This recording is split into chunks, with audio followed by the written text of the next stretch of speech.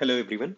Today we are going to discuss about operator overloading, part of programming in C++ course.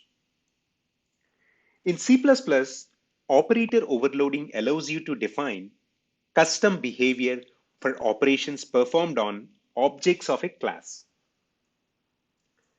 You can overload an operator by defining a special member function in the class with the keyword operator followed by the symbol for the operator you want to overload.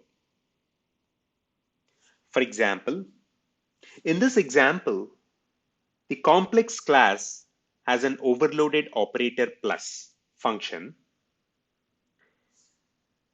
that takes a constant reference to another complex object